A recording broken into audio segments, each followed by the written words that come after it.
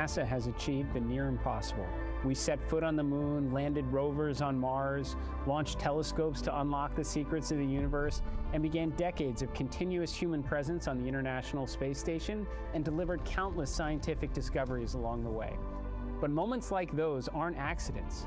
They happen when we bring the best and brightest from across the nation, the capabilities from industry and our partners from all over the world, and choose to undertake and achieve the near impossible. And that's exactly what this moment demands of us once again. President Donald Trump's national space policy has given NASA a mandate and the resources to return to the moon, build a base, take the next giant leap, and expand American superiority in the ultimate high ground of space. And now it's upon us to execute, and to do so with the competence, the ownership, and the urgency of the world's most accomplished space agency. On March 24th, we're bringing together NASA leaders, our commercial partners, international allies, members of Congress, and the administration for an event we're calling Ignition. The future of American leadership in space can only be achieved with alignment across government, industry, our more than 60 Artemis Accords partners, and the greater space-loving community. Ignition is about more than setting direction. It's about undertaking grand, world-changing endeavors and actually achieving them. This is the moment we reject the status quo, challenge what is broken, embrace what worked on July 20th, 1969, and reject what stands in the way of extraordinary outcomes.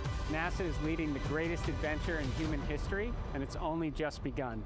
It's time to start believing again.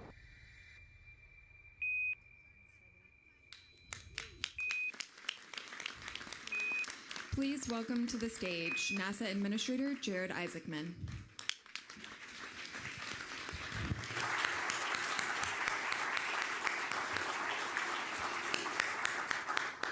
Good morning, everyone. So we are calling today's event Ignition because it represents the start of a transformative journey for NASA. I'd like to begin by thanking the leadership of President Trump for providing NASA the tools and policy to execute on our world-changing mission. I also wish to acknowledge the coalition assembled here today.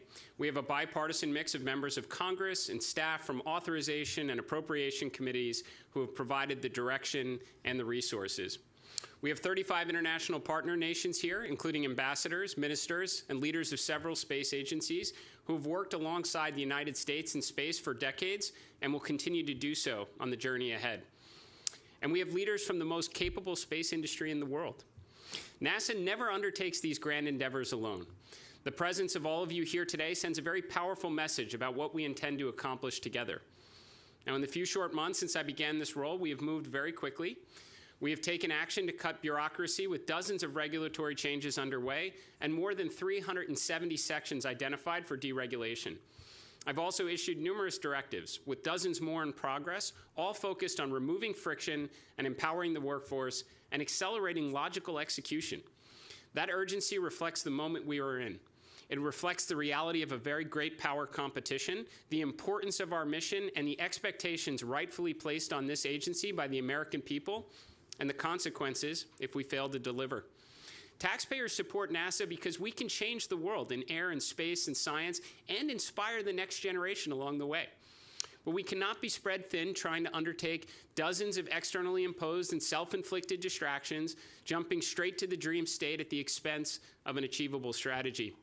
For too long, we tried to satisfy every stakeholder. The results of that approach are very well documented in OIG reports. Billions wasted, years lost, non-conforming hardware delivered, programs that never launched, fewer flagship science missions, virtually no X-planes, less astronauts in space, which means less kids dressing up as astronauts for Halloween. I don't like it, the president doesn't like it, and the American people have waited long enough for the headlines only NASA is capable of making. For decades after the last space race, NASA was really the only game in town. For better or worse, the plan changed. We formed partnerships, spread goodwill, and tried to undertake programs that attempted really to make everyone happy. The outcomes became less important, skills atrophied, and now we find ourselves with a real geopolitical rival challenging American leadership in the high ground of space. NASA has stated we will return Americans to the moon before the end of President Trump's term. Our great competitor said before 2030. The difference between success and failure will be measured in months, not years. They may be early, and recent history suggests we might be late. This is why it is imperative we leave an event like Ignition with complete alignment on the national imperative that is our collective mission. Over the past few months, I've visited all the NASA centers, and I've made a promise. If we concentrate NASA's extraordinary resources on the most important goals on the President's national space policy, clear away needless bureaucracy and obstacles that impede progress, and empower the workforce and partners, then returning to the moon and building a moon base will seem pale in comparison of what we're capable of accomplishing in the years ahead. This is a step in that direction, and you will hear updates on NASA's strategy across a number of important initiatives today. But to be clear, we are long past the time for words and PowerPoint. Alongside this event today, the RFIs and solicitations will go out, breakout sessions will begin, and as this spacefaring ship sets sail, the focus moves quickly to execution. Let's start with the most visible objective before us, returning American astronauts to the moon. Artemis II, in the days ahead, will send NASA and a CSA astronaut into the lunar environment, the first crewed step of the Artemis program to pick up where Gene, Harrison, and Ronald left off on Apollo 17. At the same time, we are standardizing the SLS architecture with the Centaur 5 upper stage. We're rebuilding and focusing expertise on ML1 pad turnaround and establishing the muscle memory required to support a higher launch cadence. The programs we left behind in this effort were not success stories. NASA takes ownership for the shortcomings, but contributing billions more and time that we do not have was not a pathway to success. On that note, I welcome the interest from industry to make use of these capabilities in furtherance of our shared priorities.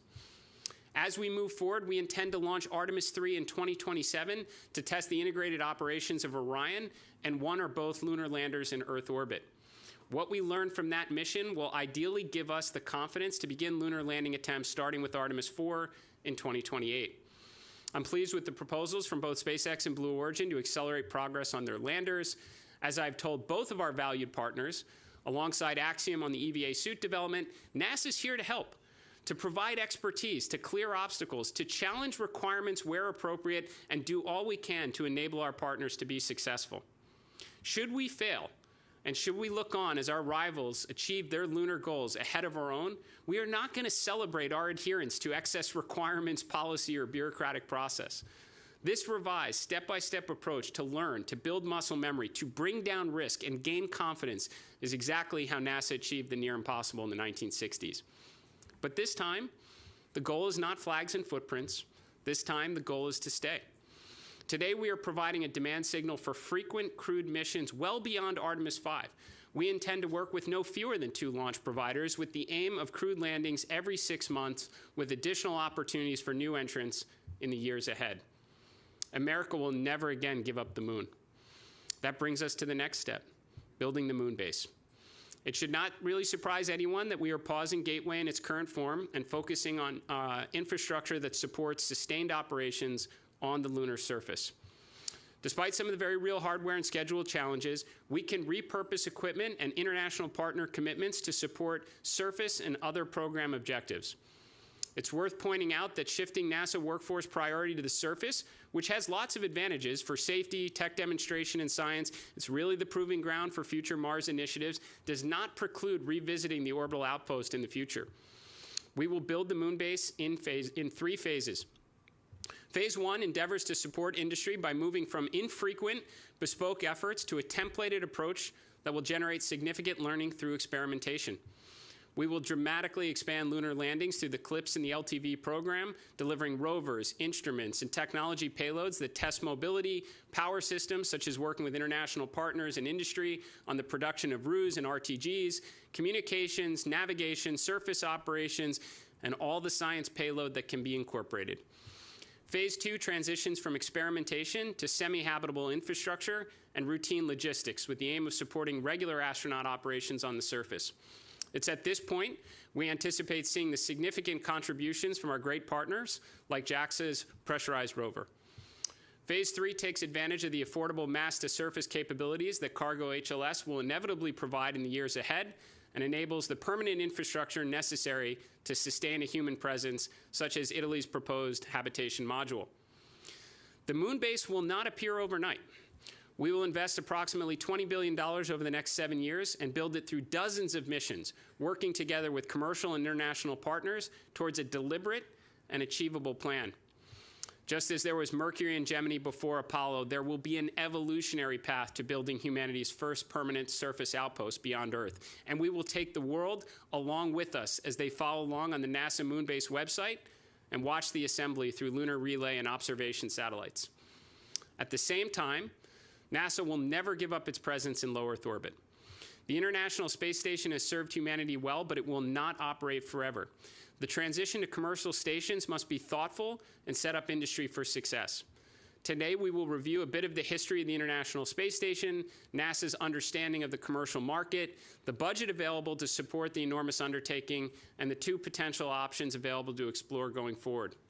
Now, regardless of the pathway, NASA will invest the limited budget available over the years to work with commercial providers to build the future LEO presence, which includes maturing capabilities, expanding commercial opportunities through the PAM program, while creating what we hope is an achievable glide path to commercially operated space stations. We will further signal demand for what we hope will be multiple crew and cargo transportation providers to support LEO requirements for decades into the future. Now, NASA cannot force an orbital economy to exist, but we will certainly do all we can to ignite one. Science and discovery remains at the heart of NASA's mission. Today we'll provide updates on exciting flagship efforts like Roman and Dragonfly, alongside new initiatives like Da Vinci, bonus scientific payloads on the Mars Telecommunications Network, and rideshares designed to expand the pace of discovery. Public-private partnerships will turn NASA into a force multiplier for science. We are willing to challenge our approach to Earth observation and space weather, work with constellation providers, find efficiencies with legacy missions still yielding great science, and invest in flagship undertakings only NASA is equipped to pursue. We are excited to hear about the role of philanthropic efforts that will play in increasing our understanding of the universe, so like the Eric and Wendy Schmidt observatory systems. We welcome many such efforts and look forward to collaborating with and supporting them. The Moonbase itself and all the components that go into its assembly will become an extraordinary platform for scientific discovery. And there is one more thing. After decades of study and billions spent on concepts that have never left Earth, America will finally get underway on nuclear power in space. We will launch the first of its kind interplanetary mission named SR-1 Freedom before the end of 2028, demonstrate fission power and the extraordinary capabilities to move mass efficiently in space. When Freedom reaches Mars, a year after launch, it will release the Skyfall payload of Ingenuity-class copters to continue to explore the Red Planet. This Pathfinder effort will open opportunities for commercial fission power providers, be that propulsion, surface applications, and ultimately unlock the capabilities necessary for sustained exploration beyond the Moon and missions to Mars and the outer solar system. Now, none of these efforts succeed without a very talented and capable NASA workforce. We are rebuilding NASA's core competencies. We are converting thousands of contractor positions to civil service and restoring the engineering, technical, and operational strengths expected of the world's most accomplished space agency. We are expanding opportunities for interns and early career professionals. In partnership with OPM and NASA Force, we are creating pathways for experienced talent from industry to serve at NASA through term-based appointments. And we are seeking to open opportunities for NASA employees to gain experience in the aerospace industry that is leading the world. Undertaking the near impossible should be extraordinarily difficult. It will require competence, ownership, dedication, and a great sense of urgency. We will recognize and reward only the hardworking contributors who deliver the intended outcomes. On that point specifically, we do not expect our partners to do this alone. We will embed NASA subject matter experts across the supply chain, attached to every vendor, subcontractor, and every part on the critical path, from Artemis acceleration to building the Moonbase.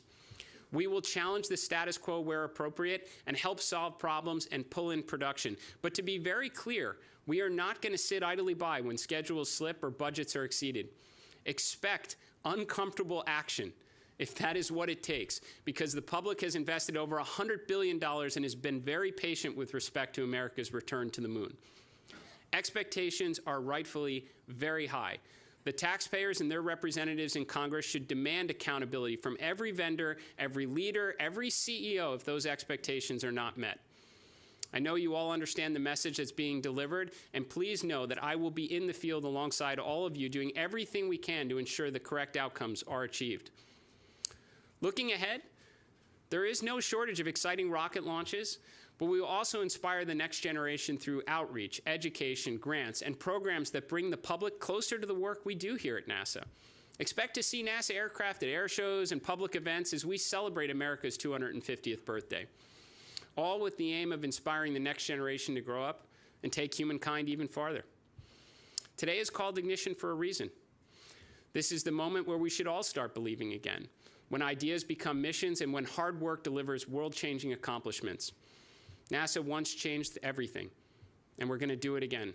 The greatest days of science and discovery are ahead of us, and I welcome your support and commitments as we continue the greatest adventure in human history. Thank you.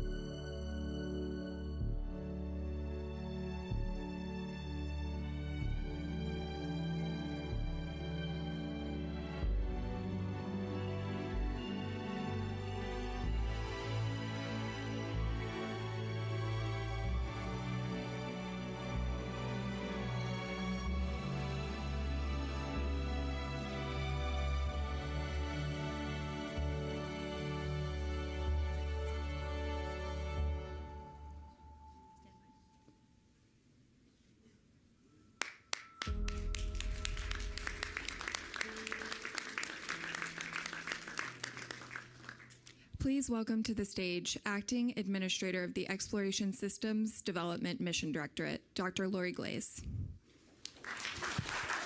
Good morning.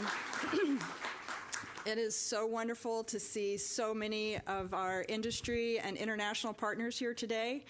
It is my absolute pleasure and honor to talk to you this morning about the very first, most critical step in that vision that Jared just spoke about, the return to the moon.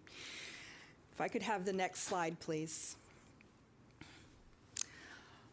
On February 27th, just a couple of weeks ago, the administrator announced his bold plan to increase the cadence of missions under the Artemis program to achieve the national objective of returning to the moon, of returning our American astronauts to the moon and establishing an enduring presence. This includes standardizing our vehicle configuration, adding an additional mission in 2027, as Jared just alluded to, and undertaking at least one crewed surface landing every year thereafter. The revised sequence enables a more rapid cadence to retain our muscle memory. We've talked about our muscle memory that's been developed during launch and flight operations, and ensures that the critical landing systems are tested with crew before attempting operations on the lunar surface, dramatically reducing our mission risk.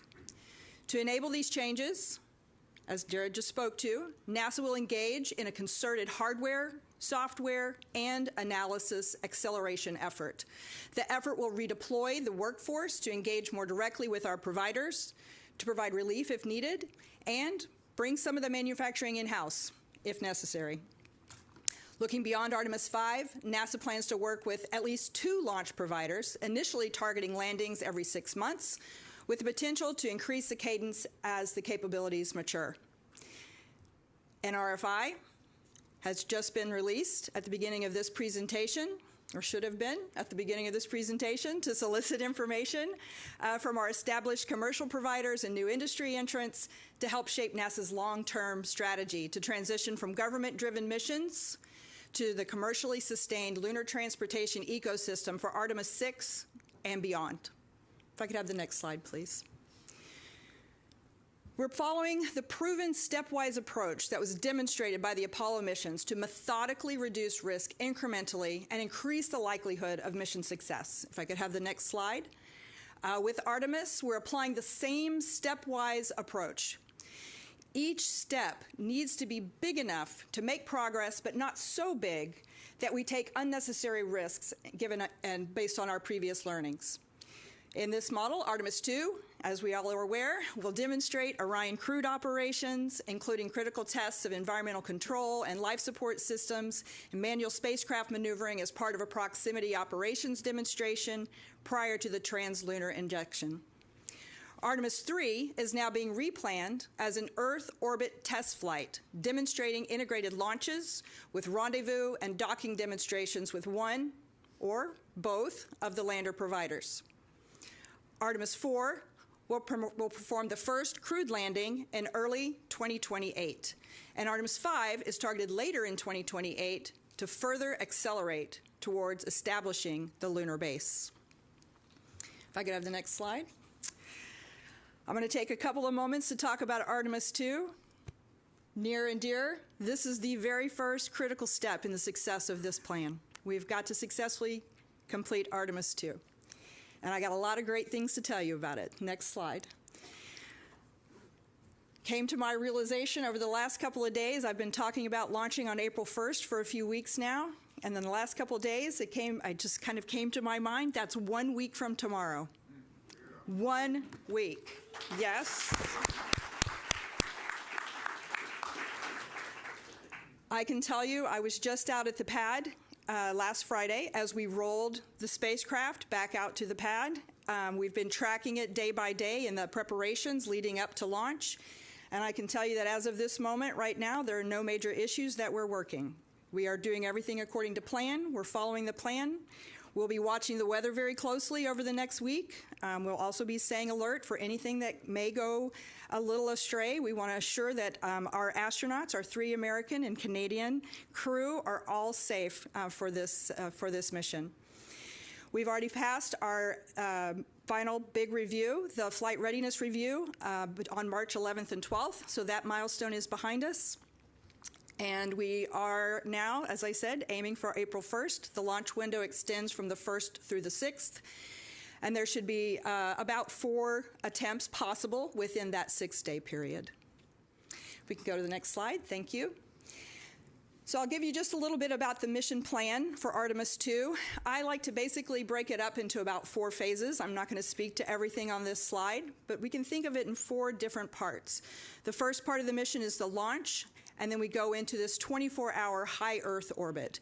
While we're in that high Earth orbit, we are going to check out the environmental control and life support systems. This is the newest piece for Artemis II and the critical piece for supporting our crew and keeping them safe and healthy throughout the mission. While we're in that 24-hour orbit, we will also conduct the proximity operations demonstration once we have separated from the ICPS, the interim cryogenic propulsion stage, our upper stage. We will use the manual controls in Orion to approach and then regress and then approach the ICPS to see and get better feel for how those controls respond to the crew's direction. Once we're confident that all of the systems are operating within the Orion spacecraft at the completion of that 24-hour orbit, we will perform the translunar injection, which sets us on the path to the moon, around, and back, where we'll use the moon's gravity to bring us back. It's a free return trajectory. So that second phase is about 4 days out to the moon. And then we have the third phase, which is the lunar flyby, where we'll get to observe the far side of the moon and hopefully break the record, the Apollo record, for the farthest any human has ever flown from Earth. And then we begin the cruise back, about another 4 days back to Earth. The final part of the mission is the re-entry to Earth's atmosphere and splashdown off the coast of San Diego in the Pacific Ocean. We'll work closely with our partners at the Department of War to recover the crew, bring them safely to shore, and return them to Johnson Space Center. So I hope you all have as much excitement as I do. I'm starting to get goosebumps. Please stay tuned and watch along with us over the coming week. And I hope to see many of you at the launch next week. If I could have the next slide. Oh, it's up already. Artemis III, as we mentioned, is now a new Earth orbit docking demonstration in 2027. And we're really excited about this mission. And I want to talk about all the preparations we've already made and how ready we are to execute on this mission in 2027. The hardware for Artemis III is very mature, and we're working to meet the 2027 launch readiness. As soon as we complete the launch of Artemis II, we will assess the condition of the mobile launch pad. We made significant changes to ruggedize the mobile launcher following Artemis I, and so we anticipate the ability to turn the pad around very quickly and begin preparations for stacking of the Artemis III rocket. The Space Launch System hardware, the rocket hardware, most of it, a lot of it's already at Kennedy Space Center. We'll have a lot more of it there very, very soon. The interim cryogenic propulsion stage, the ICPS, is ready. We may need it for Artemis III, we may save it for Artemis IV, but it is ready. The boosters, the solid rocket boosters, have been ready for a while. They were just waiting for space in the vehicle assembly building. We anticipate shipping those and receiving them at KSC in April, later in April. The engine section for the core stage for Artemis III is already in the vehicle assembly building undergoing integration work. The RS-25 engines are ready and they're shipping in April. The top 4/5 of the core stage should be shipping from the Michoud Assembly Facility in April, actually a week or two after the Artemis II mission completes. We expect to receive those down at Kennedy Space Center, the core stage. And the launch vehicle stage adapter is also ready in storage at Marshall Space Flight Center, and we anticipate that shipping to KSC as well. Next slide. Our Orion team is also working hard to meet the challenge of a 2027 launch. All elements are already at the Neil Armstrong Operations and Checkout Building at Kennedy Space Center, and significant progress is already underway. The Orion service module is in testing and checkout, making great progress. The heat shield that you see in the middle here has completed its fabrication and assembly, and it's in its final preparations to be ready to be integrated into the Orion crew module. The service module is also being integrated and tested. So we've got the service module, the crew module, we've got all the piece parts. We are in that integration stage. The next slide, please. Of course, in order to perform this important docking demonstration, we are going to partner closely with both of our human landing system providers. The goal for this mission is for Orion to dock with one or both of those landers, and both of the HLS providers already have been given a task. They were given that task immediately following Jared's announcement to assess the options for this new Artemis III mission profile. In preparations, we're watching closely the development of both lander systems. The Starship flight test number 12, we anticipate happening in April, hopefully, no earlier than, but hopefully in April, will be the first flight of their version 3, which is a major step towards the lunar landing capability. The Blue Origin, Mark I, which is their predecessor to the Mark II human lander. They've invested a great deal in the Mark I lander and anticipate launching that within a few months. Very excited. It's going to be flying one of Nikki's CLPS payloads. And we'll be watching. There's a lot of commonalities with the systems needed for the human lander that will buy down risk with this Mark I mission. Back in the fall of 2025, NASA already began working with both of the providers to accelerate the human landing to 2028. Those accelerated landers are what we will be using for the Artemis III rendezvous and docking demonstration to buy down the risks. I have the next slide, please. So as soon as the administrator made his announcement, we began actively assessing the specifics of the mission profile and the objectives that can be addressed in this mission. The new mission will endeavor to include a rendezvous and docking with one or both commercial landers, as I said, from SpaceX and Blue Origin. It will include in-space tests of the docked vehicles, an integrated checkout of life support, the docked vehicles, the communications, and the propulsion systems. We also really hope to be able to include the new extravehicular activity suits in the landers to help reduce future risks on their development. NASA will further define this test flight after we complete the detailed reviews that we are conducting right now actively between NASA and our industry partners. And the agency will, of course, share the specifics, the specific objectives for the updated Artemis III mission in the very, very near future. The primary objectives that we're considering as part of this mission profile include things like demonstrating the multi-launch campaign coordination. This is not simple. We need to have multiple rockets launching in a coordinated fashion such that we can all meet up together in space at the same time and place. Of course, the Orion rendezvous and proximity operations with the landers in orbit is one of the primary objectives. We want to work through crewed docking operations. We would really like to test those surface suits if possible. We'll be testing the critical lander systems and lander vehicle performance while in Earth orbit.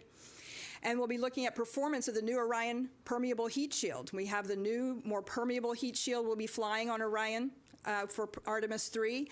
And while the Earth orbit won't put quite the demands on it that we would have returning from the moon, we will gather important data on the performance of that heat shield. We'll also get practice in increasing the mission cadence with a prompt turnaround of the pad and the ground systems, really pressing that system to do a quick turnaround. And we've talked a lot about the muscle memory, and with this mission, we'll really demonstrate our ability to support the increasing mission cadence. With Artemis IV in early 2028, NASA has undertaken an effort to work with both of the HLS providers to request and assess their proposals to accelerate the lander development. Jared referred to that earlier. This includes modifications to our requirements and then also to the surface things that we want them to do on the surface and how we want them to work with us. We've got requirements to the hardware, the mission definitions, capabilities that enable us to move faster. We're really focusing on how can we move faster. The intent with this change, with trying to pull these forward and working with both providers, is to fly with whichever provider is ready first for 2027. We've already made significant progress on the government side of the hardware that's required for Artemis IV, both on the SLS and the Orion. The solid rocket booster segments are complete. The aft skirts for the boosters are in their final production. The core stage engine section for Artemis 4 is actually already at Kennedy Space Center. The RS-25 engines are in storage. The top 4/5 of the core stage are in their manufacturing at Michoud Assembly Facility. And the Orion Crew Module is also in its final assembly at ONC at Kennedy Space Center. And the Orion Service Module that's provided by our European partners is also well into its integration in Germany. We had Artemis 4 is here at KSC. Sorry, getting lost in my track here. We've got a lot of stuff here. Artemis 4 is here at Kennedy Space Center, which is already getting integrated. As I mentioned, we only have one more ICPS. We're in the process of determining whether it would be used for Artemis 3 or 4. But as part of the plan to standardize production of the transportation system, the exploration upper stage that was previously planned for Artemis 4 has been replaced with the Centaur 5, which is a proven capability as part of the ULA Vulcan launch system. Right now, all of our programs are actively engaged in understanding what modifications will be needed to be implemented in order to transition from ICPS to the Centaur 5 upper stage. The new generation suits are being developed by Axiom to support NASA's lunar surface extravehicular activities. This is a significant effort and critical to our ability to execute the first landed mission. NASA is accelerating this effort, and we're providing direct support at Axiom facilities and suppliers to increase the collaboration and accelerate hardware production. The Axiom suits are being planned for checkout, as I said, hopefully on Artemis 3, or possibly additionally on the ISS. The suits for the mission for Artemis 4 will be delivered to the Human Landing System for integration. Again, both of our providers for Artemis 4 are working on simplifying their profiles to accelerate the initial landings and those surface capabilities. The primary goal of this mission for Artemis 4 is to execute the first crewed landing since 1972. While in orbit around the moon, the two crew will have two crew transfer from Orion to the commercial lander, and then which will safely transport those two crew to the surface of the moon, and then ultimately bring them back to rendezvous with Orion in lunar orbit. While they're on the moon, the two crew will demonstrate surface operations, including deployment of science instruments and conducting an integrated surface science campaign. Both of the providers are required to complete a successful uncrewed landing prior to carrying any of our crew. We've been looking and talking with both of the providers. SpaceX has been considering alternatives of their current Starship design, of the HLS Starship design, while implementing a more streamlined approach to try and speed things up and pull things forward. The Blue Origin approach implements existing capabilities that they have today as a stepping stone toward their eventual full capacity architecture. We've asked both teams for feedback. How can we help simplify these missions, and how can we speed up the landing? And the overarching themes that we've heard from both SpaceX and Blue Origin were, first off, can we please avoid the near rectilinear halo orbit? Can we please avoid NRHO to help reduce the HLS workload, what's required of that system, and also improve lunar surface mission planning flexibility? We've also heard that simplifying the mission requirements for this initial mission while maintaining their long-term capability is also a strong desire. We want to simplify, but we also want to make sure we're building towards the future. So it's important to assure that whatever architecture we're using for Artemis 4 feeds forward to what's going to be needed in the future. In response to the feedback that we've received from SpaceX and Blue Origin, we are indicating, and we have indicated to both of them, that we are open to other non-NRHO lunar orbits. Some of these orbits could reduce our crew risk with abort opportunities that are available in hours versus up to a week if we were in NRHO parking orbit. It also opens up flexibility in surface mission planning, allowing us perhaps access to different sites on the surface or flexibility in the timing of when we land. The intent of offering alternate orbits is to balance the Orion and lander performance by parking closer to the moon and being able to have that more frequent or easier access. We're also looking at the surface requirements, trying to make them simple and sustainable. We're looking at more flexible surface planning that supports simplified interfaces, leading to accelerated development.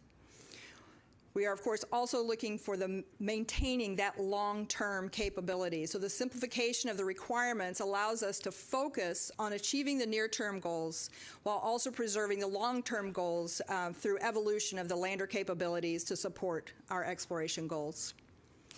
Looking forward in working with the providers and with our teams within NASA, we're very focused on looking at the cross-program and mission planning. There are critical Orion interfaces, and those interface definitions need to be updated. They require being updated to trying to understand what it means in these new parking orbits that are closer to the moon and different mission profiles. So we're in the process of assessing that all right now. Moving on to Artemis 5, which would be the second landed mission in late 2028, as we begin our preparations for a lunar base. There is significant hardware, again, already in development for Artemis 5. Orion Crew Module, European Service Module, this one is in Germany still, but we expect it to be delivered next fall. They're on an excellent yearly cadence of providing those service modules. We've got engines in production, boosters in productions, and the core stage already also in manufacturing. So I'd like to wrap up here. I just want to hope to close with the impression that you'll take away that we are enthusiastic and excited to execute on these accelerated timelines. The new Artemis 3 mission standardizes the architecture and will reduce risks ahead of the first lunar landing. We have the hardware, we have the skills, we have the capabilities to accelerate, and we know this administration is committed to removing any of the obstacles that are slowing us down. We're also prepared to advocate for increased supply chain criticality, and we're poised to deploy the NASA workforce to build components ourselves if necessary. We're already embedding NASA personnel at key contractors and suppliers as active, not passive, participants in the supply chain to assure that the key components that we need are not keeping us from landing on the moon first. Internally, we're in the process of building new analysis tools that provide us insight and real-time resolution of challenges across the entire Artemis enterprise. And to assure that we're all moving and working toward the common goal, the administrator has invited the company leaders from each of our prime industry partners to brief him within the next few weeks on the actions they're taking to meet the accelerated schedule. As I noted at the beginning, we're signaling demand and dropping an RFI for 2 pathways for crewed missions to the moon beyond Artemis 5. The first step in this journey begins with the Artemis 2 launch on April 1st, when Reed, Victor, Christina, Jeremy embark on their historic journey around the moon. I hope you'll be watching. I hope you'll be watching very closely, hopefully from the Cape, as we lay the foundation for Artemis 3, 4, 5, and beyond. And as Administrator Isaacman has said repeatedly, we may not have captured full global attention yet, but I'm absolutely certain that as we embark on Artemis 2, 3, 4, and 5 in the coming years, we will captivate the world. We're honored to have you working alongside us to further world-changing science and discovery. Thank you. Please remain with us. We will be coming back after a brief 10-minute break.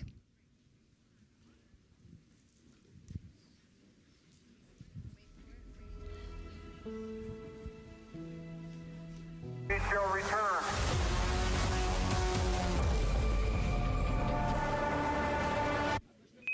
This is a live look. We will see things that no human has ever seen. We want to know what's out there just beyond the horizon. Amazing live views from the spacecraft. Coming back to Earth, say we were doing like 5 or 7 miles. 7 miles a second. Those are just not numbers that humans generally think about. We were always going to the moon. Pushing ourselves to explore is core to who we are. It's in our nature. It's a part of being a human. And lift off. 6 million pounds on the pad, 250,000 miles. Boosters have separated. When humanity sets big goals, we can accomplish extraordinary things.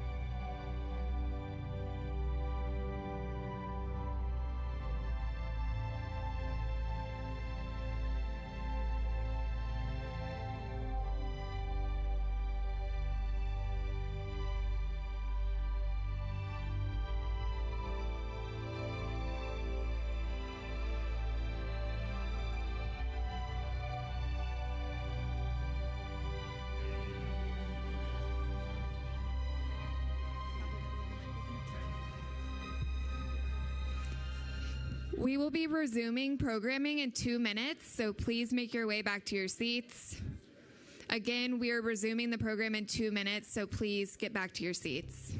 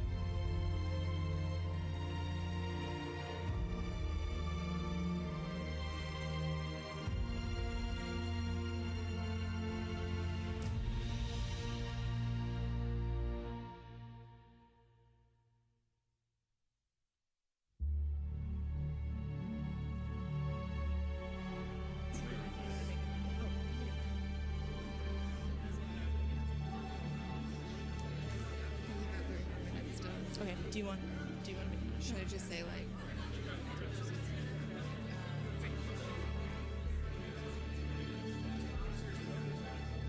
Again, reminder that we will be starting shortly, so if everybody could please take their seats.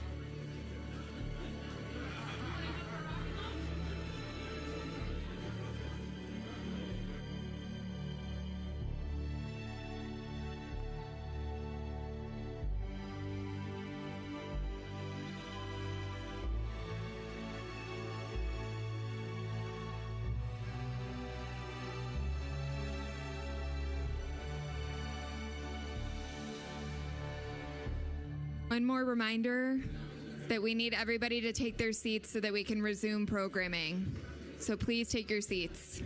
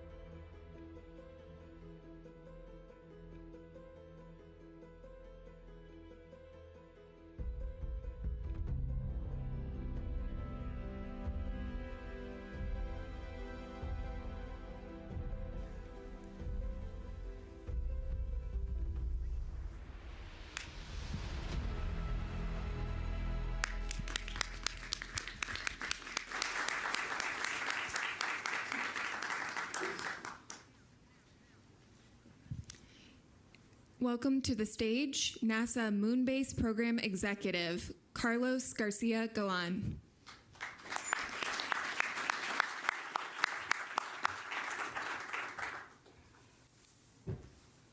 Good morning, everybody. I'm Carlos Garcia Galan. I'm your Moonbase guy. The first thing I want to do, though, is I want to address the Gateway program. National space policy is prioritizing sending astronauts back to the lunar surface and also building an outpost on the moon. When we evaluated the current Gateway architecture, which is focused on building an orbiting outpost, while that is still relevant for future exploration goals, is not required to accomplish our primary objectives. As a result, we're announcing today that NASA is pivoting the Gateway architecture to focus on building the moon base. We're going to focus the resources, the people, and all of our efforts on the surface and any orbital supporting elements to achieve that. There were other considerations that we assessed when making this decision. For example, the HLS providers and the performance penalties that we're incurring in trying to get to the orbit that we had selected for Gateway, and some other challenges that are still ahead of us with developing the modules and putting them in orbit. For example, right now we were projecting to achieve the first initial capability in 2030s. And as you're going to see today, we have a lot of things between now and then that we want to be focusing on. Consequently, we're going to be starting to work on evaluating what is it that we have today in terms of hardware, capabilities, facilities, and we're going to basically shift those to be focusing directly on what we're going to do on the surface of the moon. NASA, working together with our industry partners with Gateway and also our international partners, are going to be putting together options and concepts on how we take everything we got and we make it work for us towards building the moon base. Many facilities that we were using were already designed for an evolving architecture. with the orbiting outpost. So those will be easy to transition. For example, our laboratories that we were going to use for integration test verifications, we're going to be transitioning those. Also, we have significant amount of hardware in advanced state, like the power and propulsion element, which you're going to see later on today how we're going to transition that to meet one of our near-term objectives. In addition, the habitation and logistic outpost module, which is also being built here in the United States, there's many subsystems and components that potentially we could use in other habitation modules for the moon base. So all of that is just beginning today. We're going to do it together with our partners. And in addition to like hardware and facilities, the NASA Gateway team, it is going to pivot to also focusing on our objectives on the surface of the moon and some of the other things that we're going to hear about today. Additionally, we're working with our international partners to basically make this transition together, figure out how we repurpose the partnerships that we have, and we go hand in hand in this transition, this pivot to the surface of the moon. Having said that, let's talk about the moon base. President Trump's vision for space exploration requires that we establish the initial elements of a lunar outpost by 2030. What you're looking at today is certainly not the initial elements. It's more of our vision of what it would look like in the future. So when you look at this picture, I'm going to ask you a few times today to transport yourselves to the future and to the lunar surface. When you look at this picture, it's very clear that to execute this vision, we're going to need to achieve the near impossible. But this is what we do. We're NASA. We're going to have to deploy systems in very high cadence that will survive extremes in temperature, illumination, and very complex and rugged terrain with very steep slopes.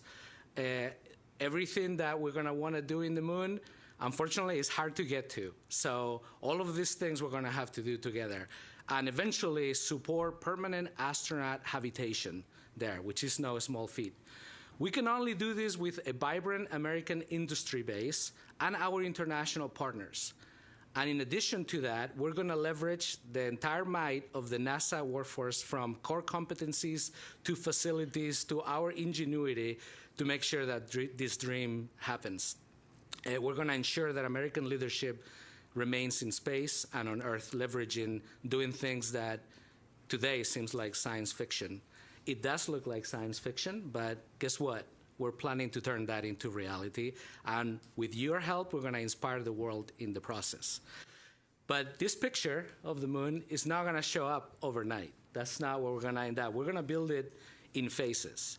Phase one, which starts today, it's all about getting to the moon reliably, learning how to get there in high cadence, deploying assets in different areas of the moon where we think we may want to build this moon base.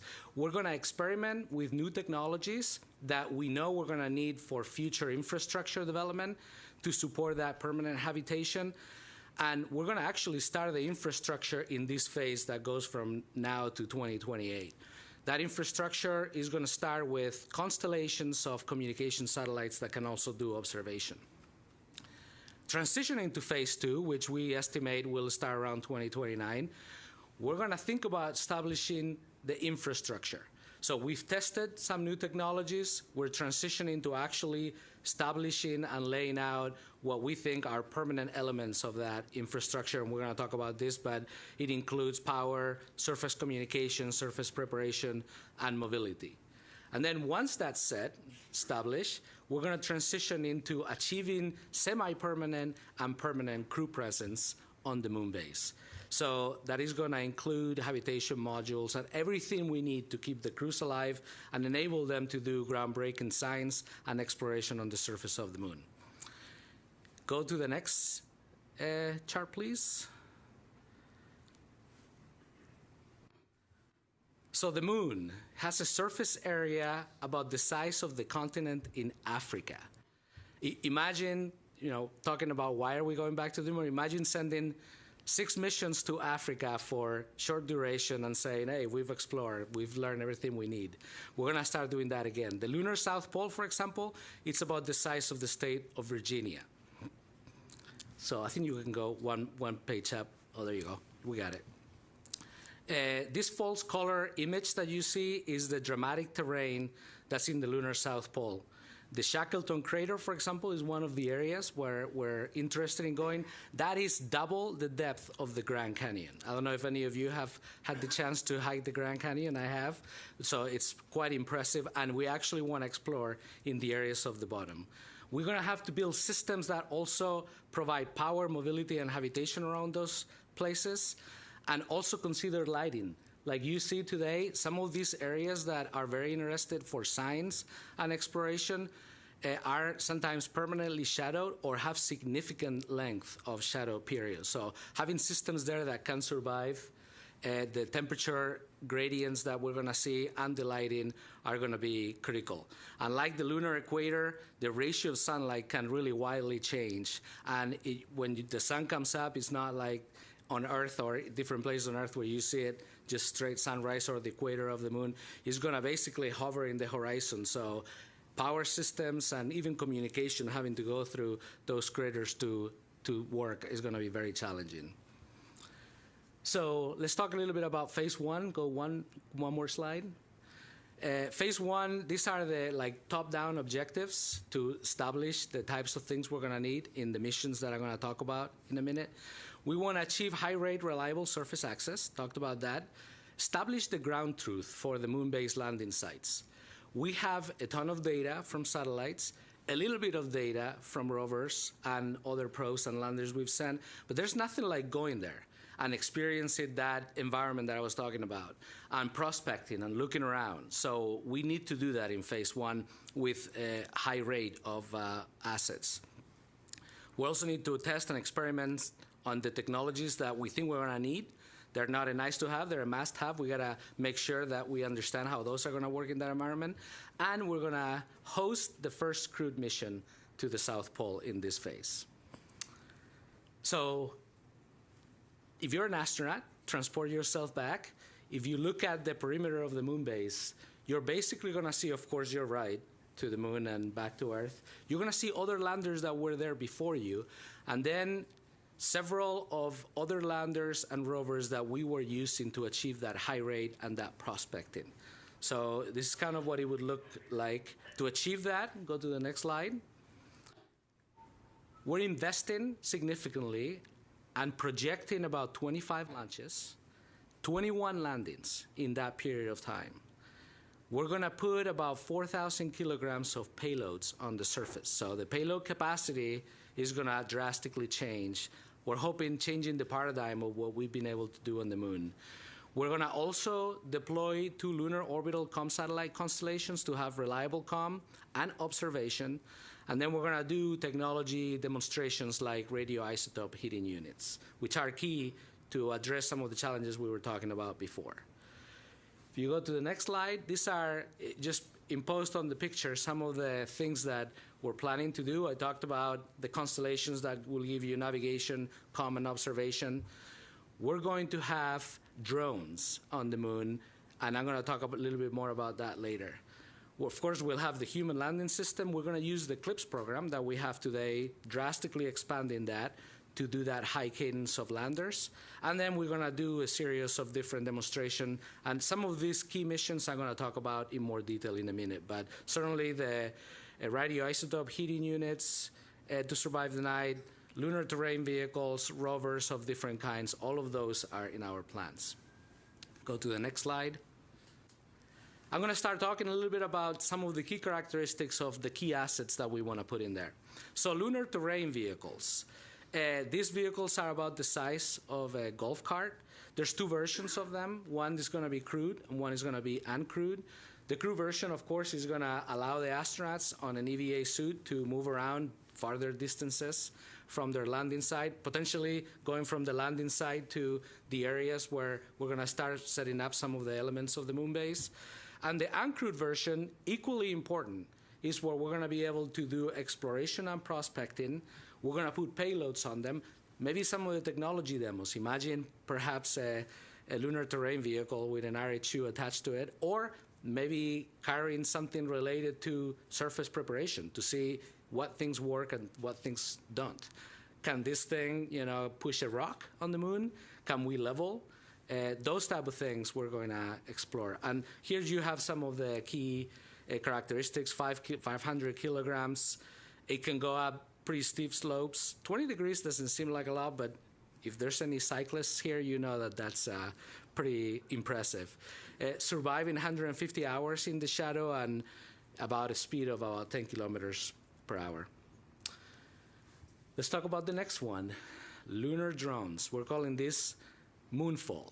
So I'm pretty excited about this one. This is built on the legacy of the Ingenuity helicopters on Mars. Obviously, we can't have helicopters on the moon, but we're going to take everything we learned from GNSS systems and the avionics, all of that, to build this. It's going to be used for site surveillance and terrain survey. We want to send this to places that are hard to reach, which is, by the way, points where maybe are the ridges where we see more sunlight, or maybe are places where eventually we may want to put a lunar cellcom tower. So we're going to send them to do the prospecting, and potentially they could host a variety of payloads as well, like an RHU, for example, to further survive the night. Here's a video with some of the characteristics. So the drones themselves are going to be independent from each other. They're independent spacecraft. We'll bring them in and basically deploy them as the spacecraft is coming in. And each drone is going to be capable of basically several propulsive hops that can go about 50 kilometers each in total. And then it's about 150 seconds from launch to landing on each hop. And then eventually we'll place them in a place when we run out of fuel, where maybe they can, if they have something that allows them to survive the night and stay longer periods of time, we can leave them there and have a function, like maybe communications or something like that. Of course, everything we talk about is going to have pretty awesome cameras. The next one is that I want to talk about is communications and observation satellites. Communications is key. We can put all the assets we want, but if we cannot get their data back, or even look at prospecting from the top to see what things are doing, or bring you along for the ride, we're going to get much lower value of that. So building a constellation of satellites, we're very, very used to this on Earth, as you know, GPS, communications anywhere in the world. We got to establish that on the moon as well. So we want to increase the throughput to about more than 500 megabits per second. We want to increase and establish a good amount of surface lengths to orbit lengths, and basically being able to communicate with our assets anytime we want. We're also going to start establishing protocols. So, all the stuff we're going to put on the moon, we want to make sure that it's standard. And even though the initial set may not have those requirements, we want to test some stuff in phase 1. So maybe by phase 2 or 3, we can deploy those protocols and have a unified comm system on the moon as we develop other capabilities. If you go to the next one, another one I'm excited about, the Viper rover. Viper is also another golf cart-sized rover. It's built, it's tested, it's ready for a ride, and now we're going to give it one.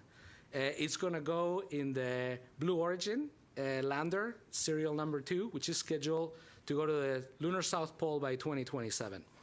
What it's used for is going to map the water and volatiles from lunar resource prospecting. And these are critical for some of the reasons why we want to go to the moon. Some of these areas that have permanent or semi-permanent shadows have things that are billions, volatiles that are billions of years old, and we're going to go after those things and to try to understand our universe, where we come from, our neighborhood, to say in a different way. So yeah, this rover is going to get deployed. It's going to help us do a lot of the prospecting and trying to find out where are the cool places to go do science on the moon. Next one, radioisotope demos. I talked a little bit about the lighting conditions on the South Pole, very challenging. So lighting, of course, is related to also the thermal environment that these assets are going to see on the moon. As a matter of fact, at the beginning, during phase 1, some of the things we put there are not going to last very long because of this very reason. So anything we can do to not rely necessarily on solar power and allow the assets to get heating and maybe some power is going to be golden for our ability to take that forward. So we're actually trying to incentivize any of the people that have landers.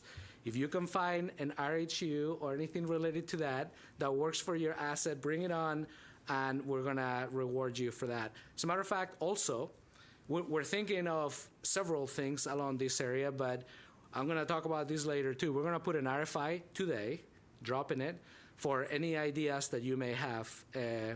We want to hear them. So anything in this related to this technology area is going to be good. Basically, we want to put things that will help the lander survive more than 120 hours of continuous operations in darkness and be able to send signals back to Earth. Let's see. Let's go to the next chart. So all in all, this is phase one for you. It's very challenging timeline that we completely understand that, but as I show you in the first picture, we need to achieve the near impossible, so we cannot operate the way we've been talking and operating until now. We're committing about a $10 billion investment in these years through 2028. In 2026, we already have 2 missions planned to the South Pole using our CLIPS program that we're folding into the moon base. 2027, we're drastically increasing that mission cadence with 10 launches to put 9 landers. And all of this we're going to do depending on what we get from solicitations, the stuff we have on the books today. So these numbers are obviously approximate. In 2028, we want to maintain that cadence and potentially do 12 launches to put 10 landers on the surface, including the HLS provided landers for demos and of course to bring the crew for the first time. Go to the next chart. Okay, let's talk about phase 2. So, all right, we've learned how to get to the moon reliably. We've tested technologies. Now we're transitioning into, we're building the moon base. So we're laying out infrastructure to be able to support the habitation modules later. We're going to drastically increase the CLIPS lander payload mass capacity to about 5 metric tons. We're going to use some of also the heavy cargo landers, so there's a lot more than that coming. But from CLIPS perspective, we're wanting to increase the size of the landers and their ability to take cargo. We're going to do technology demos to enable lunar permanence, and we're going to, at this point, we would like to increase our crew visits to the moon base, doing it semi-annually, so 2 missions per year. Top objectives. All right, back to the moon. Think about if you were an astronaut, what would you look at if you're looking at the moon base? So you saw some of the rovers that you saw in phase 1. Maybe some of them are not working anymore, but they're still there. You see additional rovers with increased capability. Definitely you see lunar terrain vehicles that have been hard at work, maybe preparing the surface for a potential habitation module or multiple modules we're going to connect. You see some of the infrastructure that's coming about, like solar tower masts and so forth. So if you go to the next chart, that's about what it looks like. 27 launches, 24 landings, 7 rovers, and drastically increasing the payload capacity that we want to put on the lunar surface. By this time, we would like to also have, you see, a pressurized rover that we're doing with our partners at JAXA. You see solar power stations. Definitely, we're building up on this nuclear capability, maybe graduated from RHUs to RTGs, maybe something else, if we get good ideas from you guys. So we'll start setting up this kind of infrastructure. And some of the assets, if you go to the next chart, in addition to what we did in phase 1, we definitely have solar power augmentation. So you start seeing some of those solar masts growing. We'll have RTGs, maybe on a rover, maybe on a lander, maybe some things that we can connect together. We start seeing some of the infrastructure like surface communications, our cell towers, which also give us the ability to do navigation. Pressurized rovers, of course, excavator rovers. So we need to, connecting things on the surface of the moon is going to be almost harder than on orbit because you got to deal with the terrain. So we're going to work on the technology for that, but also having an even surface, even if it's just clearing up rocks, is going to be key. Site preparation logistics rovers, logistics, if you want to have a vibrant moon base, you have to have a logistics train, from launches to in-space transportation to landers, and then getting that cargo from the landing site to where it needs to go. So Using perhaps LTVs or an extension of other rovers, we're going to have to experiment and start setting that up from when crews are coming there. All right, so transition to, let's talk about the assets that we're going to have there. Of course, one of the great ones is the pressurized rover that, again, we're doing with our partners in Japan. It's a mobile habitat that is going to extend the human exploration range. They'll be able to work in a short sleeve environment, so it's kind of a habitation on wheels.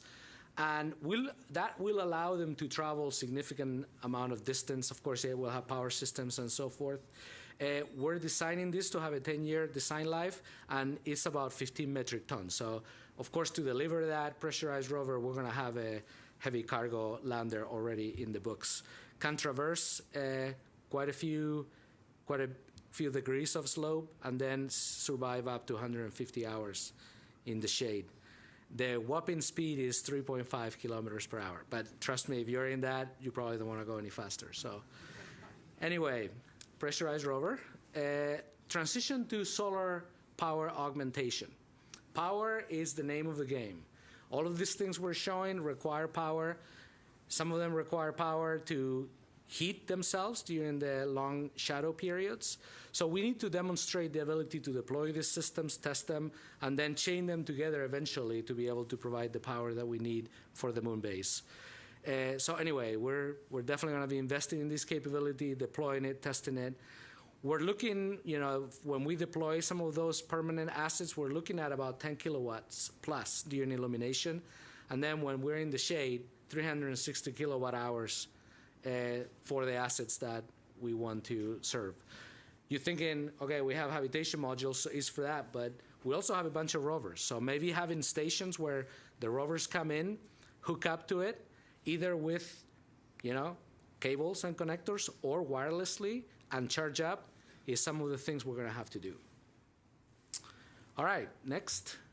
In the theme of infrastructure, which is really the theme of phase 2, surface communication. So we want to establish and expand the network to enable more throughput, more connections, constant communication with our surface assets.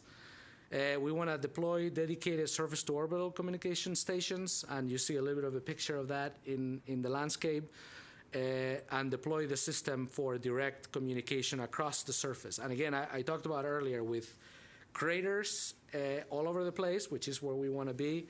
It is going to be hard to achieve. There's a lot of multipathing. There's hard to find line of sight places to communicate directly. So all of that, even though we all know communications, doing it on the surface of the moon in the South Pole is not going to be easy. We're looking at perhaps 10-kilometer range of direct line of sight. That's what we want to achieve. All right, and then one of my favorites, the site preparation and logistics rovers. We're already starting. I'm going to show you a video of that later. We're starting to experiment with this on the ground. So these are rovers that are deployed to start working on surface prep. And we want them to last long so they can be working for us while the crews are preparing to launch to come to the lunar base. We're thinking this is a key capability for the lunar terrain vehicles, the upscale version 2 that we want to be deploying during phase 2. And also, we may want to be doing some excavation and compaction. I know this is very challenging in 1/6 gravity. We know that. We're testing, like what you see here, and you'll see in the video, is like double drum to even that stuff out. But there's many challenges that I'm sure you can come up and have maybe good ideas that we want to hear about. We're going to be investing in this capability as well. And then, if you go to the next chart, nuclear surface power capability. So we talked about experimenting a lot. Maybe the beginning in phase 1 is really just to heat yourself while you're in the long lunar night. But now we're going to want to be working on these things to supply power to multiple assets so they can survive the night, and eventually also provide power for operations. So we're talking about hundreds of watts, demonstrate technology, process, and operations at a larger scale, connected together, thermal management concepts for larger applications, anything related to systems that can give us a significant amount of power. So anyway, if you're working on that stuff, you'll be excited to hear that today. All right, so if you rack and stack phase 2, which goes from 29 through 32. 29, we're planning approximately 6 launches, 5 landings, 2 rovers. The cadence, the number looks smaller, but all of these systems are heavier. So we're more in the medium to large class of landers at this point. So the delivery of mass is greater, but the numbers are a little bit less. So 29, 6 launches, 5 landings, 2 rovers, 2 surface infrastructure elements. 30, 7 launches, 6 landings, 2 rovers, 4 moon-based drones with upgraded capabilities. 31, 7 launches, 7 landings, 2 rovers, 3 surface infrastructure elements. And in 32, 7 launches, 6 landings, 1 rover, and more drones. This may not be exact, but these are the numbers we're working for.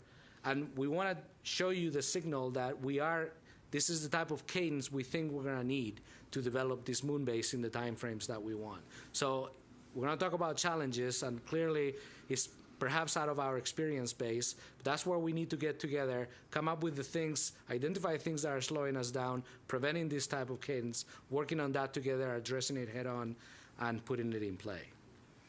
All right, phase 3. So top level objectives: long duration and long distance human exploration. We want to increase the CLPS lander payload mass capacity to 8 metric tons.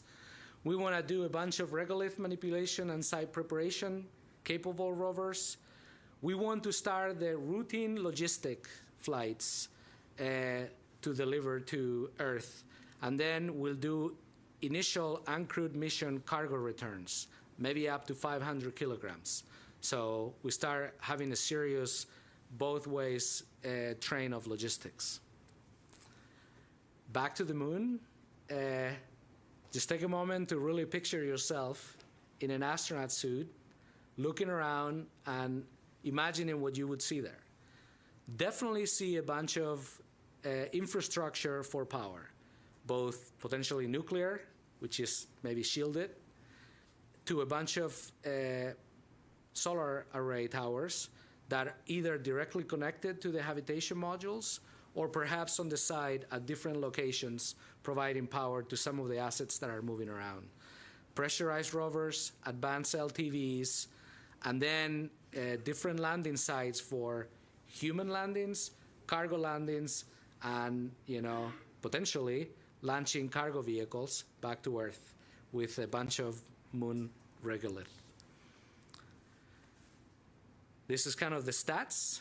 At this point, we're talking about 150,000 kilograms of payload on the surface when you account for all these things that we're talking about. One more chart. So again, some of the highlights that I've been talking about.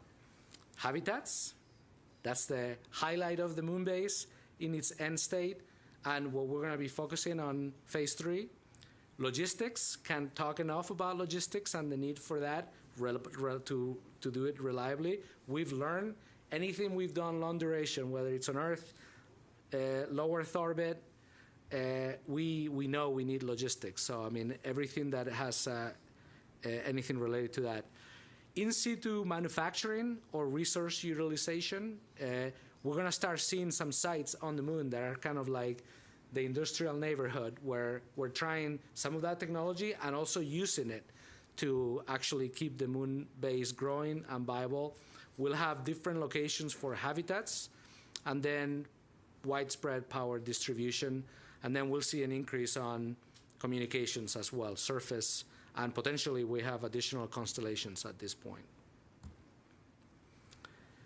Okay, so the focus areas for phase 3, talked about logistics.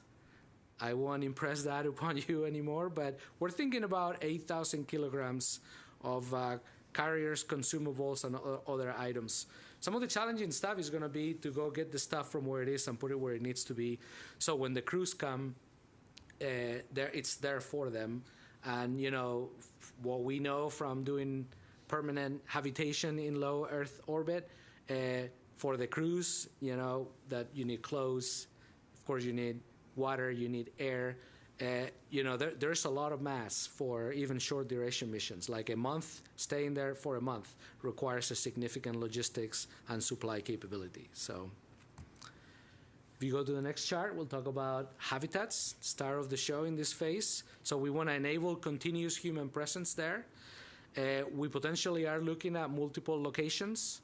We would like to expand into different modules that are connected together, but we'll evaluate if that's the best play. We definitely want to expand our capabilities in ECLSS, surface mating, and of course, airlocks.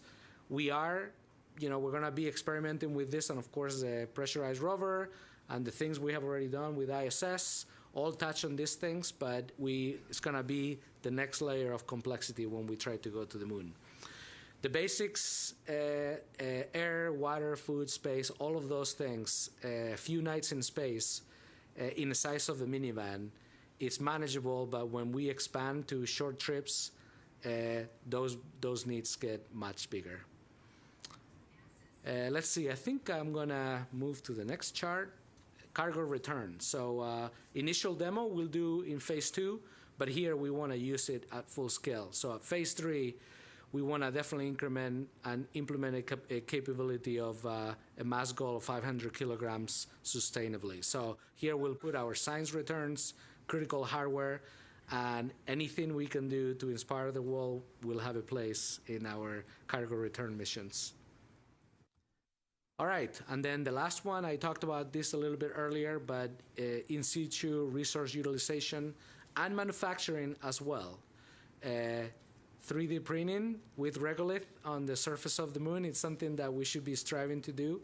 So we'll experiment a bunch, and then we can hopefully put this into play for phase 3. This is something, when we talk about moon to Mars, clearly when we get to Mars, we're gonna need some of this capability, and when you get there, it's going to be tried and true and something you can rely and count on. So that's what we're going to be learning on the moon, how to achieve that. Key commodities that we may extract from regolith, of course, oxygen, water in general, rare earth elements, hydrogen, all of those things we're going to experiment with. Next chart. So here's the timeline for missions in phase 3. So another about $10 billion investment in this phase.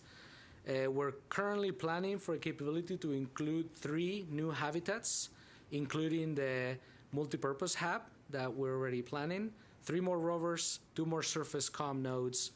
By 2033, for example, we expecting to add 2 rovers and our first habitat and supporting logistics capabilities, 6 landers, over 7 launches.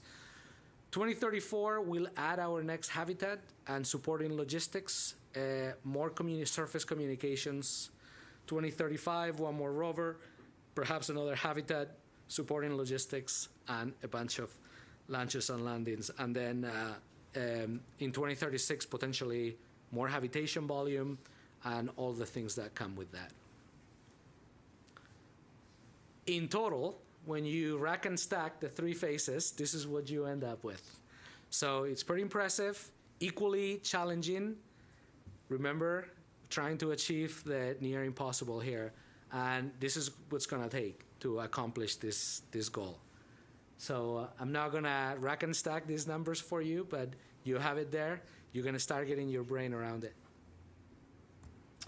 All right, so the next chart. We talked about some of the things that we want to experiment on the moon. Of course, we can also do that on Earth. We've already started. So here's some videos of folks, NASA folks, and also some of our industry partners working in some of this technology, from rovers that can go up terrain, fuel transfer, regolith preparation, manufacturing, and all kinds of things, avionics, hardening. All of these things we're already investing in, and some of these things, surface mating and docking, some of these things are ready to go to get, they're just waiting for a ride and a lander to get to the lunar surface and basically showcase what they can do, and that's what we're going to start with.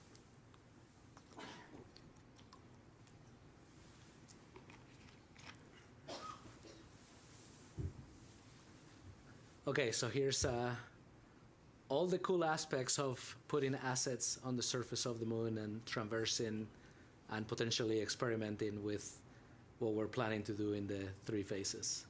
I could watch these videos all day. All right. So one of the key things, you go to the next chart, one of the key objectives that we have is not only to develop the technology that we need to eventually go to Mars, establish a moon base, which we have never done in deep space. It is imperative that we inspire the next generation of engineers, communicators, explorers. We can only do that if we take you along with us.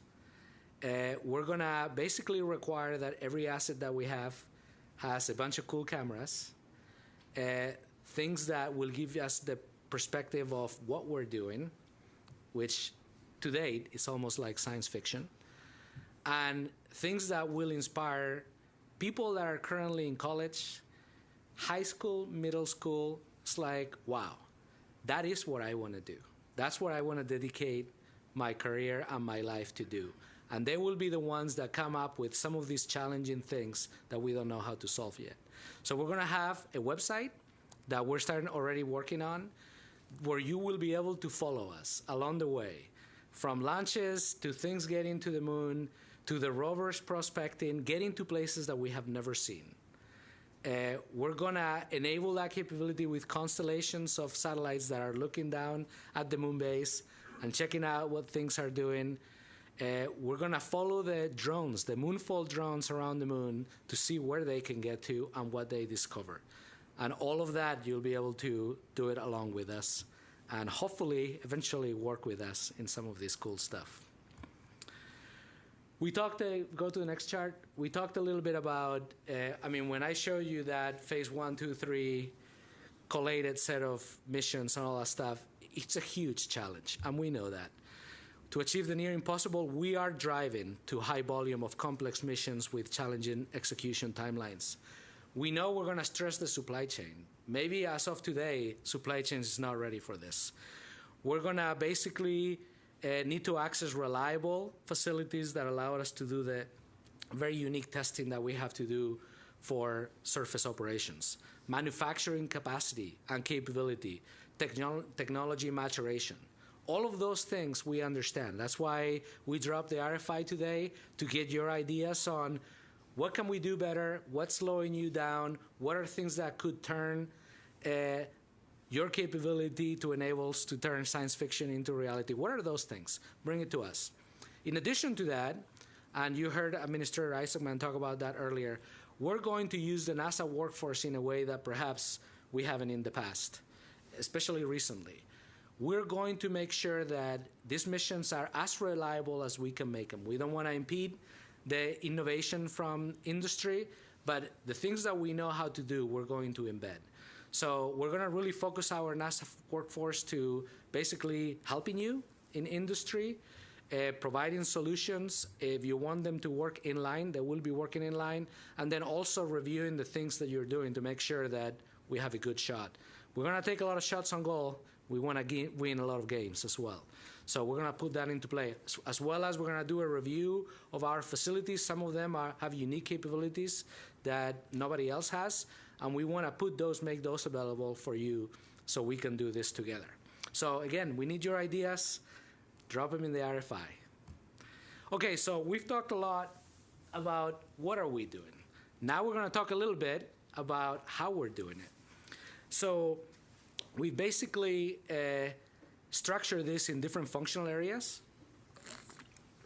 transportation, launch, and also orbital transfer vehicles for whenever we need those, perhaps for logistics; surface mobility, transportation for landers; infrastructure, logistics, and habitation. So I'm going to touch on some of these things.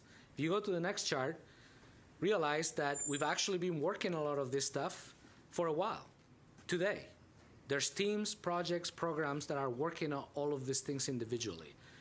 What we want to do, and this chart is not to project a future org or anything like that, the point we want to make here is that every asset, every kilogram, all the lunar exploration resources that we have are going to be focused on one thing, and that is to build the moon base. We're going to partner with our science teams to really think about what are the capabilities we need, what are we deploying, what's the science that should go with it, and put it all together. If you go to the next chart, I'm going to basically step through some of these things. For launch and transportation, we're planning, you saw the launch cadence, which is pretty significant. Moonbase will leverage Kennedy Space Center's launch service program and the deep space logistics projects to their expertise to manage, sustain commercial lunar delivery services. Building from our reliable surface assets with access, which we're going to set up and starts in phase 1, we will manage a commercial mixed fleet strategy that enables diverse, flexible mission support, standardized delivery interfaces. We're also thinking that, we're going to help with, perhaps helping with, get the landers, get the infrastructure, and maybe have basically a conveyor belt of landers, payloads, ready to launch, put them in the rocket type of thing. Moving forward, of course, landers, key thing. Here's a picture of some of the things that we have been projecting through CLIPS and HLS, things we have today, low mass, medium class, and heavy class landers. If you go to the next chart, the CLIPS program is one of the tools we're going to leverage pretty heavily. So originally, CLIPS was set up to enable low cost, more risk tolerant, lunar payload delivery opportunities, basically to incubate new US-led industry base to work on landers and capabilities to deploy them. What we want to do requires a lot more than that, so we're drastically expanding the CLIPS program. So the lander payload delivery capability is going to now go through phase 3, potentially beyond. We want to increase mission reliability, and that starts now. We're putting things in the contract updates that we're doing to allow you to leverage the NASA expertise for both inline work and also, us looking over things that you're doing and areas where we can help. Also to increase the mission quantity and cadence. To achieve this goal, I'm gonna have some procurement charts also coming up, and we're gonna talk about extensively tomorrow. But we're gonna release 2 new requests for a proposal for task orders to support phase 1. So it's taking what we have today with the current providers and expanding that. And then we're going to structure a way in which you can leverage on the NASA workforce more than you could before. And then we're going to release a follow-on CLIPS solicitation to support phase 2 and 3, where we're going to open up again and expand the pool of providers potentially that can bid on those things. So definitely a WASIS for CLIPS. And hopefully you'll get to read the solicitations and the stuff we're putting out today and be excited to participate in this Building the Moon Base with us. All right, large cargo landers, not going to talk about much of this because this is already in play with the HLS program. So, quite a bit of capability that it's in process of being available for, especially for phase 3, for phase 2 and 3 for us. Go to the next chart. Transportation elements. So we talked about the land services. We'll have new lander opportunities with the solicitations that we already talked about. And some of the CLIPS deliveries are kind of summarized here. And again, we'll focus on the details all of this tomorrow with open sessions and also closed sessions with existing providers. Next chart. Okay, infrastructure. So here's where we're going to talk about communications and also power. So I'm going to step through this. And in these charts, I'm going to talk a little bit about the evolution that we are looking for. So when we talk about communications, here's the different things we're going to have wholesale at the different phases. So phase 1, we talked about the constellation of COM with observation, and as a bonus, if we can get navigation, we'll strive for that. Then phase 2, you get to the definitely navigation on the on-orbit constellations in addition to surface communication, and potentially we'll also entertain the possibility of doing an atomic clock demo. So eventually we can build a very reliable navigation system on the surface. So the evolution, if you go to the next chart, please, the evolution of this in phase 1, and I've talked through some of that, some of these capabilities already, but I wanted to kind of put it in a summary. So orbital comm, PNT, relay, deploy. We're going to deploy our initial 5 satellite constellation that's already in progress, and we're going to look to add a second constellation that's dissimilar to that. One of the things we want to do is get in there and put significant observation capabilities and start playing around with protocols that we can then count on in the future. Phase 2, we go to the surface for permanent surface cell towers, and then simultaneous support and comm from different assets. And then this is where we start building the navigation infrastructure. Phase 3, is the surface communications, expanded capability with standard protocols, and the same thing for navigation. Next chart is gonna dive into the surface power. So click one more, and of course we'll start with solar and regenerative fuel cell type of technologies. We will go into the RHU for heating some of our assets and RTG in phase 2. Definitely experiment in phase 1 as much as we can. This is a key infrastructure component. And then in phase 2 is when we're gonna actually start deploying and linking things together. And then the fission surface power program, it's scheduled to deliver something on phase 3 for more capacity and maybe more than one thing, for the capacity that we'll need for the moon base. Next chart. Here's kind of the phase evolution of that. So deploying the assets for communications, that's an infrastructure thing we're gonna do in phase 1. Demo, nuclear and other things that will allow us to do the survive the night and long shadow periods. Then we transition into the deployment of the power infrastructure on phase 2. Solar and nuclear, and then, completing that and distributing that to all the assets during phase 3. All right, mobility. There you go, one more chart.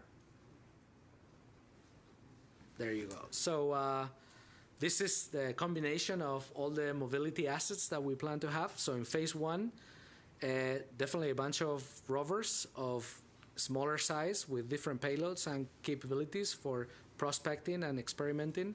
We'll also have the lunar terrain vehicle. I'm going to talk a little bit about that in a minute, but we're going to change a little bit course on that, and basically we'll have incremental capability build up for the LTVs. So LTVs in phase 1, more capable LTVs in phase 2, and even better on phase 3.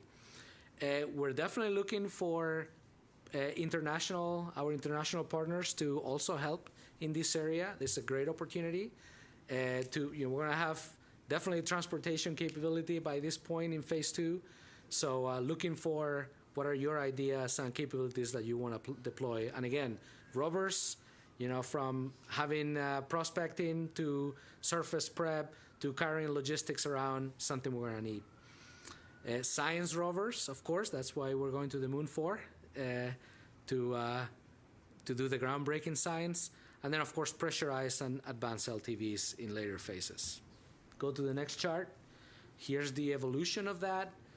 During CLIPS 1.0, we already talked about delivering several rovers, including Viper, Flip, and the Rashid UAE rover. We were bringing in the drones, Moonfall. So those things I already talked about, what they would be used for. And then the LTV phase 1 capability, we'll talk about this a little bit more in a minute. Phase 2, more capable LTVs with increased reliability, service life, survive the night, payload capacity. Partner rovers, of course, including the pressurized rover. That's a big one in this phase. And then science of all kinds, and of course landers. And then phase 3, we are in an operating mode with permanent habitation there, so certainly anything you need in a moon base, crewed and uncrewed, of course, more surface preparation, a lot of things that can do logistics movement. And all along the way, partner rovers, we're open for business there. All right, for the LTV, I want to talk a little bit about the pivot that we're doing here. So the original contract was really set up to deliver a fully capable crewed rover to survive 10 years, so pretty hefty requirements. In our current schedule and the challenges to get to that state, we were projecting a delivery to the lunar surface by 2030. So you can see we've shifted in our objectives because we want to start right now and we need stuff in phase 1. So this approach really put us in a significant cost to deliver the one asset later on. A lot of technical complexity I have to address immediately instead of build up incrementally. And schedule put us in a kind of a no-fail solution space. If the rover was late or if it didn't pan out, didn't have the capabilities, by 2030, we're going to need that capability pretty significant. So we're pivoting.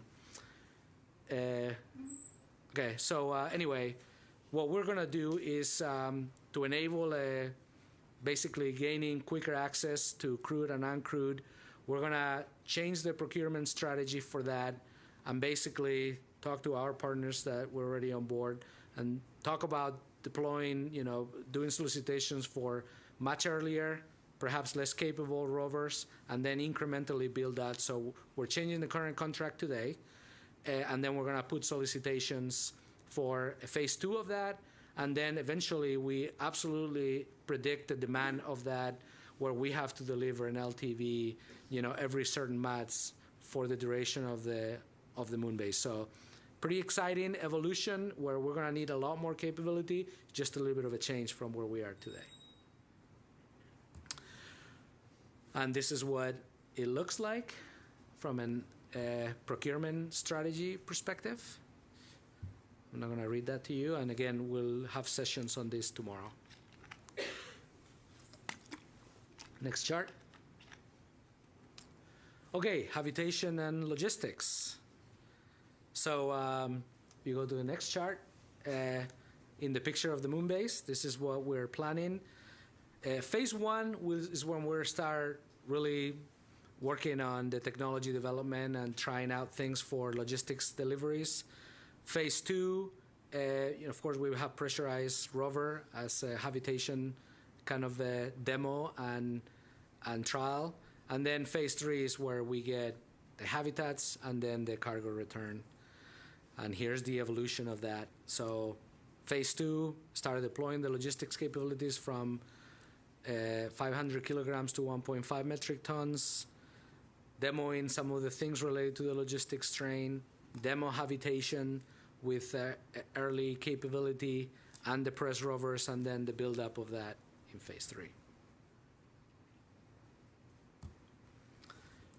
All in all, if you go to the next chart, in the next few months, this is what the procurement opportunities look like. From CLPS 1.0, expanding that for science payloads as well. Starting CLPS 2.0, it's coming up. We'll be awarding that in this year, in the summer.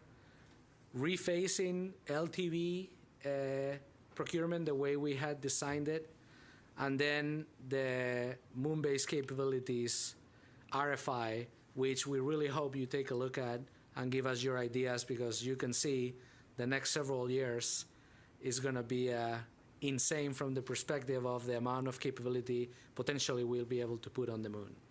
So I hope that sends the signal to you that we want to work with you, we need you, we got to do this together. And we're starting with a significant investment to make that happen. And then, before I close out, I just want to reflect on the picture you're seeing and what that may mean. So, starting today, we're building humanity's first deep space outpost. We will learn how to reliably get to the moon, build habitation, systems and infrastructure that allow us to conduct groundbreaking science. We will take you along with us and inspire the world for generations to come. We have to do this, just as we did with the Apollo program when we first got to the moon. NASA's partners are essential to building the systems we need to live and work in the lunar surface. We're going back to the moon, we're going to stay there, and we invite you to help us build the moon base. Thank you.